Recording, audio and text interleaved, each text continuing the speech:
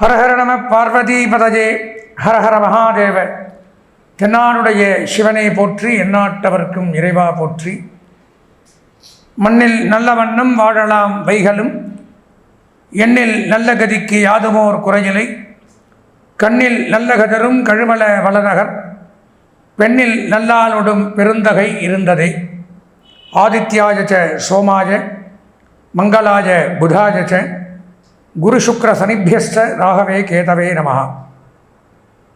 அன்பார்ந்த எங்களுடைய next gen தொலைக்காட்சி நேயர்களுக்கு உங்களுடைய ஜோதிட ஆச்சாரியர், ஜோதிட குரு சிவஸ்ரீ டி சரவணமாணிக்க சிவாச்சாரியர், முதல்வர் காஞ்சி காமகோடி பீடம், வேத சிவ ஆகம குருகுலம், சங்கரமடம், காஞ்சிபுரம். அலைபேசி 9865098370 9865098370.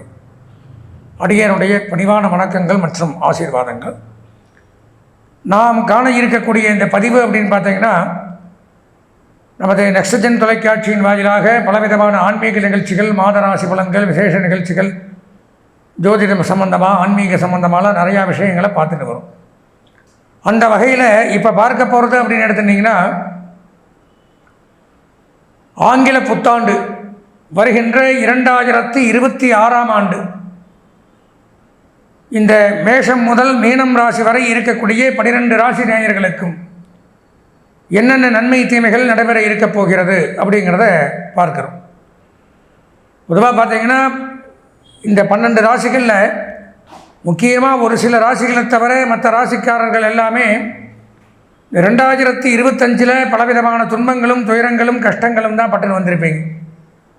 இப்போ நம்ம என்ன தான் தமிழ்நாட்டில் இருந்து தமிழ் முறைப்படி எல்லாம் பண்ணிகிட்டு இருந்தாலும் அதிகமாக நம்ம எல்லாருமே எடுத்துக்கக்கூடியது அப்படிங்கிறது இந்த ஆங்கில புத்தாண்டு. டெய்லி டேட் போடுறது அலுவலக ரீதியாக இருக்கட்டும், சில பேர்லாம் பார்த்தீங்கன்னா பர்த்டே கொண்டாடுற மாதிரி இருந்தால் கூட இங்கிலீஷ் டேட் தான் கொண்டாடுறாங்க. நட்சத்திர பிரகாரம் யாரும் கொண்டாடு அப்படியே மாறிட்டோம். அப்போது இந்த 2025 முடிந்து 2026ஆம் ஆண்டு துவங்கப் போகிறது. இந்த 2026 என்னென்ன மாற்றங்கள் நடைபெறும், என்னென்ன ராசிக்காரர்கள் நன்மை பெறப்போகிறார்கள், என்னென்ன கிரகங்களினால் என்னென்ன அனுகூலங்கள், இப்படியெல்லாம் இந்த வரக்கூடிய அடுத்த வருஷனாச்சும் நமக்கு இது கிடைக்குமா அது கிடைக்குமா, ரொம்ப நாளாக மனசில் நினச்சிட்டு இருக்கும் ஒரு காரியத்தை, அந்த காரியங்கள் நடைபெறுமா, எதிர்பார்த்த காரியங்கள் நிறைவேறுமா, 2026 எப்படி இருக்கும்? ஏன்னா வருஷங்கள் ஓடிகிட்டே இருக்கு. 2025க்கும் நான் பேசினேன், அதுக்குள்ளே ஒரு வருஷம் ஆயிடுச்சு, முடிய போகுது. பார்த்தீங்கன்னா ஒவ்வொரு தினமும் ஒவ்வொரு நிமிஷம் மாதிரி போயிட்டு இருக்கு. இன்றைக்கி ஒரு நாள் முடிஞ்சது, எப்படி போச்சுன்னே தெரியாது பங்க். அந்த மாதிரி அதுக்குள்ளே இந்த டிசம்பர் வந்தாச்சு, 2026 வந்துருச்சு அப்படிங்கிறது நாளும் வருஷமும் நமது வயதும் அதிகமாகி கொண்டே போயிட்டு. அப்படி பார்க்கும் பொழுது இந்த 2026 2025 பார்த்தீங்கன்னா 4 கிரகங்களுடைய பயிற்சிகள் நடந்திருக்கு. இது முக்கியமாக பாயிண்ட் பண்ணிக்கணும். அந்த பயிற்சிகள் 2026 தொடங்கும். 2026க்குன்னு தனியாக எந்த பலன்களும் கிடையாது, நல்லா தெரிஞ்சுக்கணும். 2026க்கு எந்த கிரகமாக பயிற்சி ஆகுதுன்னு பார்த்தா அப்படி வச்சுக்க முடியாது. கிரகங்கள் பயிற்சி ஆகிறதுங்கிறது பொதுவாக இத்தனை கால அளவுகள் ஒரு கிரகத்துக்கு உண்டு. அந்த கால அளவுகள் முடிஞ்சால் அது பயிற்சியாக 2025 ஆச்சுன்னா 2027 ஆகலாம், 2026 ஆகலாம். அப்போ அதெல்லாம் ஒரு கணக்கு போட்டு வைத்துத்தான் இந்த 2026 என்ன கிரகங்கள் நமக்கு சாதகமாக இருக்குது, என்ன கிரகங்கள் நமக்கு இடையூறுகளை ஏற்படுத்த போகிறது, யார் யார் என்னென்ன பண்ணணும், இப்படிங்கிறதெல்லாம் பற்றி தான் இந்த பதிவில் பார்க்குறோம். வாங்க உள்ளே போய் நம்ம தெளிவாக இந்த 12 ராசிகளுக்கு உண்டான ஆங்கில புத்தாண்டு பலன்களை விரிவாக காண்போம்.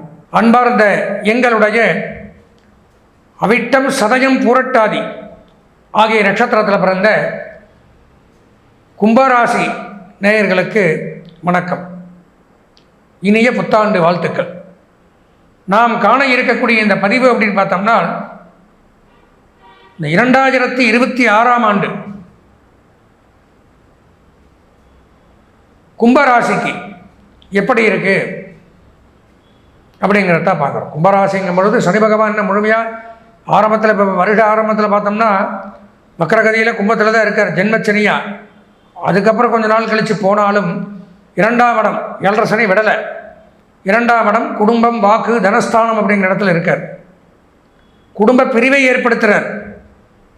பேச்சுவார்த்தையின் மூலம் கலகங்கள், குடும்பத்தில் கணவன் மனைவி சண்டை, தாயார் தாப்பனாரால் சண்டை, வாரிசுகளால் பிரச்சனை, தொட்டது துளங்காது, அலைச்சல், துன்பம், துயரம், வேதனை, சங்கடங்கள், மன உளைச்சல், பொருளாதார விரயங்கள், கஷ்டநஷ்டங்கள், விரும்பியவர்கள், தெரிந்தவர்கள், விருப்பமானவர்களை விட்டு பிரிதல், அவர்களுடைய மறைவு, பொருளாதார ரீதியான மந்தங்கள், இன்னும் சொல்லப்போனால் சில பேருக்கு நரம்பு கோளாறுகள், பெண்களாக இருந்தால் மென்சஸ் ப்ராப்ளம், கர்ப்பப்பை கோளாறுகள், உடல் சரீர இழைப்பு, இரத்த சம்பந்தமான நோய், பேச்சின் மூலம் கலகங்கள், இதெல்லாம் ஏற்படுத்துகிற ராகு இருக்கிறதுனால.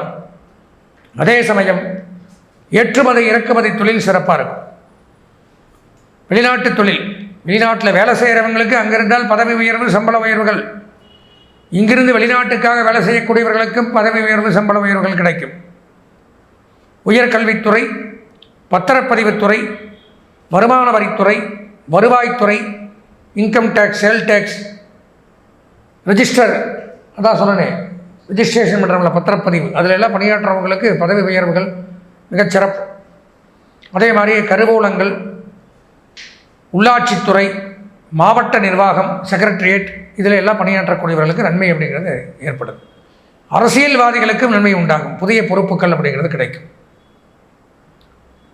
ராசிக்கு 5ஆம் இடத்துல வக்ரகதியில் குரு பகவான், பிள்ளைகள் மூலமாக வாரிசுகள் மூலம் மகிழ்ச்சி, வாரிசுகள் இல்லாத தம்பதிகளுக்கு வாரிசுகள் அப்படிங்கிறது ஏற்படும். வாரிசுகள் விரும்பிய கல்வியை கற்கலாம், விரும்பிய தொழிலை செய்யலாம். அதே மாதிரி பூர்வீக சொத்துக்களில் இருந்து வந்த வில்லங்கம் விவகாரங்கள் அப்படிங்கிறது விலகும். ஆடை ஆபரண சேர்க்கை உண்டாகும், நன்மை அதிகரிக்கும். பொருளாதார ரீதியாக நன்மை.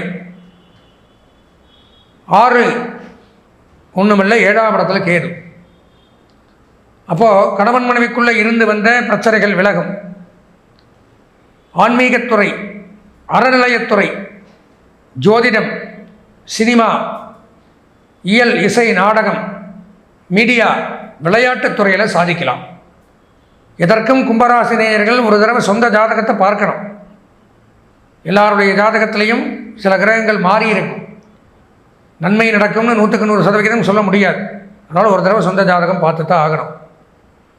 இந்த ஆண்டு பலன்கள் 26 பொதுவான பலன்களில் பார்த்தோம்னா ஒரு 70% நன்மைகள் அனைவருக்குமே, அனைத்து தரப்பினருக்குமே 70% நன்மை. இந்த ஆண்டு அதிர்ஷ்டமான வண்ணம் மஞ்சள், அனுகூலமான திசை மேற்கு, அதிர்ஷ்டமான எண் 7, வணங்க வேண்டிய தெய்வம் காளி, பத்ரகாளியை வணங்கி இந்த ஆண்டை இனிமையான ஆண்டாக மாற்றிக்கொள்ள ஆசீர்வதித்து விடைபெறுகிறேன். நன்றி, வணக்கம்.